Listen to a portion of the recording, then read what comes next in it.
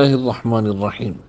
Ziwa ni kufunika kwa sala mapempero pambuyo pachikakamizwa cha kukhulupirira mu umodzi wa Allah palibenso lamulo lalikulu pa chisilamu kuposa sala.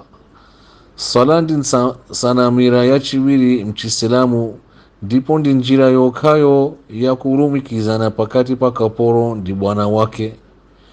Idzakhala ntchito yoyambirira kufunsidwa pa tsiku la chiweruzo, ndipo ikapezeka kuti ili bwino udzakhala wapambana, koma ikapezeka kuti sili bwino ndiye kuti waluza komanso waonongeka. Sala ndi chinthu chenicheni chimene chimasiyanisa pakati pa okhulupirira ndi okanira, ndipo ukayisunga umakhala kuti wasunga chipembedzo chako.